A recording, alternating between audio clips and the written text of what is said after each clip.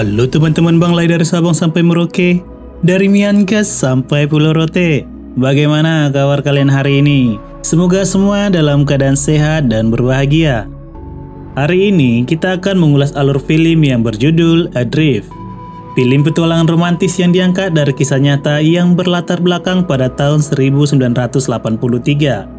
Film yang dirilis pada tahun 2018 mengisahkan tentang sepasang kekasih bernama Tammy dan Richard mengalami kejadian tragis saat berlayar di tengah laut.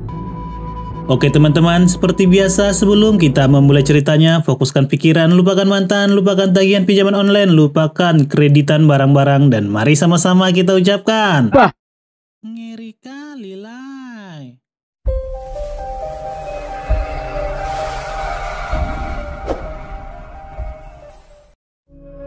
Di awal film, kita diperlihatkan seorang wanita yang bernama Tammy baru saja sadar dari pingsannya di sebuah kapal yang sudah hampir karam.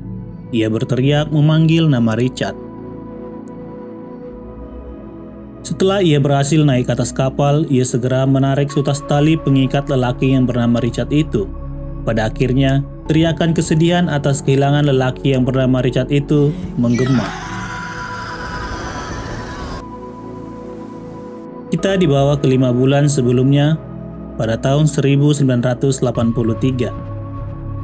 Terlihat Tammy baru saja sampai di Tahiti. Tammy adalah seorang wanita pengembara yang berasal dari San Diego. Dia wanita yang suka pergi ke suatu tempat mencari pekerjaan, dan kemudian pergi lagi ke daerah lain mencari pekerjaan. Begitulah jalan hidupnya. Jiwa petualang melekat dalam nadinya. Di Tahiti, ia bekerja di sebuah dermaga untuk memperbaiki lambung kapal dan mengecat kapal bersama wanita yang bernama Debbie. Saat sedang memperbaiki kapal, seorang pemuda yang bernama Richard tiba dengan kapalnya di dermaga itu. Terlihat awal pertemuan Richard dan Tammy ada rasa kagum satu sama lain. Dan semakin dekat saat Richard mengajak Tammy untuk makan malam bersama di kapalnya yang diberikan nama Maya Luga. Saat di kapal Richard, terlihat Tammy takjub dengan foto-foto perjalanan Richard yang sudah menjalani banyak negara. Malam itu, Richard menceritakan tentang pengalamannya dalam berlayar seorang diri. Sampai pada akhirnya, Richard mengajak Tammy untuk berlayar bersama. Hal itu lantas disambut Tammy dengan senang hati. Pada esokan harinya, mereka pun berlayar. Terlihat Tammy menahkodai kapal Richard dengan ekspresi yang sangat bahagia. Mereka tertawa lepas, serasa penatnya hidup terlepaskan. Tammy mencoba mencari bantuan dengan radio pemancar di kapal itu, namun usahanya sia-sia. Lelah dengan apa yang baru saja ia alami, ia pun beristirahat dengan kesedihan di atas kapal itu. Ia mengingat masa-masa indah dengan Richard saat naik ke perbukitan dan mandi bersama di sungai yang tampak airnya begitu segar. Saat membuka mata, Tammy melihat sebuah kapal skoci. Ia melihat Richard berada di skoci itu. Segera ia menghidupkan mesin kapal. Namun, kapal itu tidak bisa dihidupkan karena mesin yang sudah terendam air laut.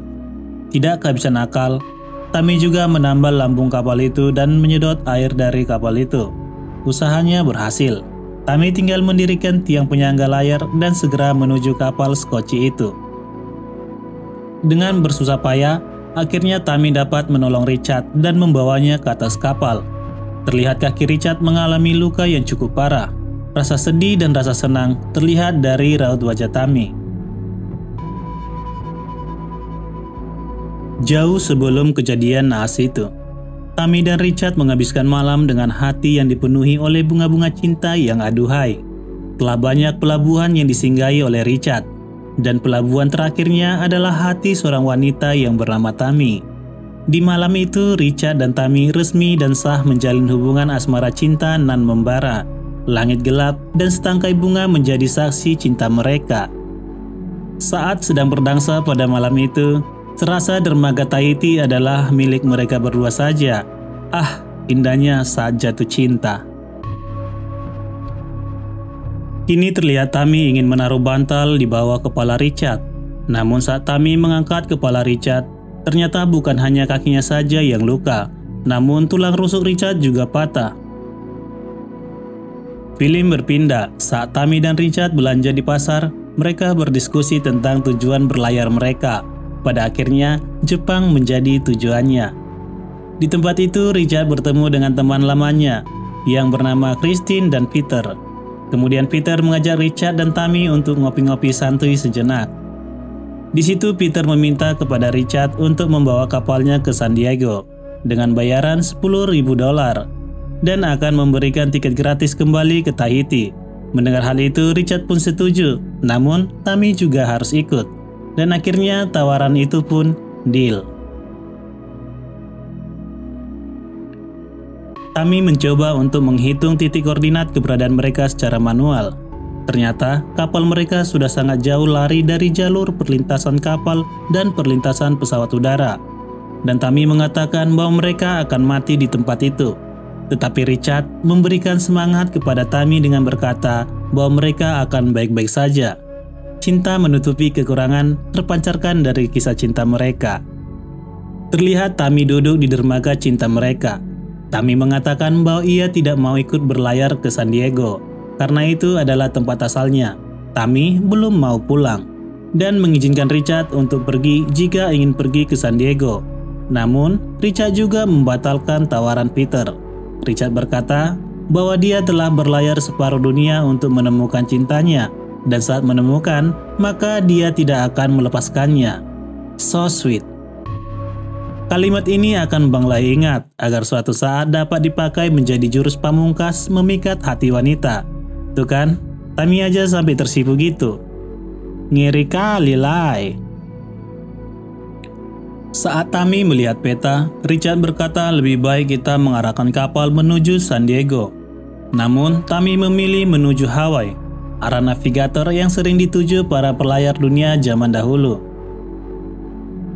Pada malam itu, Richard, Tammy, Peter, dan Christina berkumpul bersama di atas kapal Peter, sambil menikmati angin malam pantai. Dan pada akhirnya, Tammy dan Richard menerima tawaran Peter untuk membawa kapal Peter ke San Diego.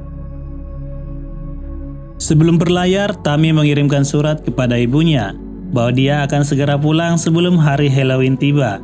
Tidak lupa, Tammy juga menulis bahwa ia telah menemukan belahan hatinya dan akan membawanya dan mengenalkan kepada ibunya. 5 hari setelah mereka di lautan lepas, Tammy mendengar suara yang tidak enak dari kemudi kapalnya dan memutuskan untuk melihat apa yang terjadi di bawah kapal. Saat menyelam, ternyata itu adalah layar kapal yang sangkut di penggerak arah laju kapal dan segera menarik layar itu. 10 hari di lautan bebas. Persediaan makanan dan minuman mereka semakin menipis, dan itu hanya cukup untuk dimakan selama 1 minggu. Richard berkata bahwa mereka butuh protein, artinya menyuruh Tammy untuk menombak ikan. Karena Tammy adalah seorang vegetarian dan gak mau nyakitin ikan, Tammy menolaknya. Namun lagi-lagi cinta mengalahkan sikap keegoisan. Akhirnya Tammy bersedia menombak ikan, meski Tammy tidak mendapatkan 1 ikan pun. Dalam keadaan tertekan, Richard berkata kepada Tammy, seharusnya Richard tidak mengenal Tammy, agar tidak terjebak dalam kekacauan ini. Namun Tammy mengatakan bahwa jika tidak terjadi hal ini, maka Tammy tidak akan mengenal cinta yang tulus. Terlihat kala itu Richard memainkan gitarnya dengan satu alunan lagu percintaan yang membuat jiwa dan hati Tammy melambung tinggi, seperti Roma saat memikat hati Annie. Saat itu juga Richard melamar Tammy dengan cincin yang dibuat dari jalinan sisa tali kapal.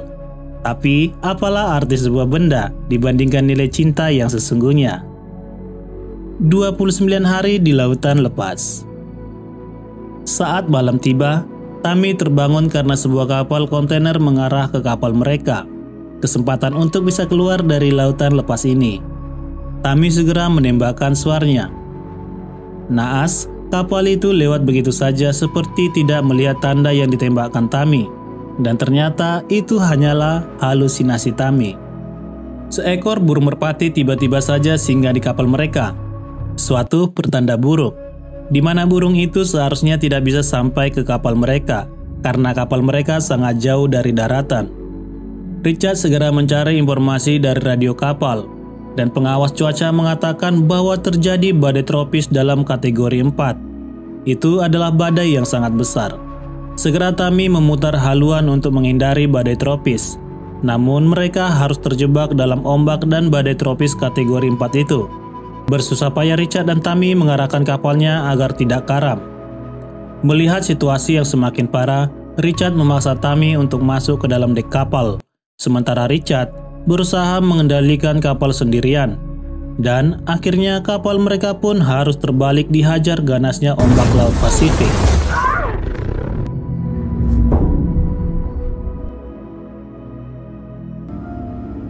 Saat terbangun, Tami mengatakan, "Semua sudah kurelakan. Aku mencintaimu selamanya."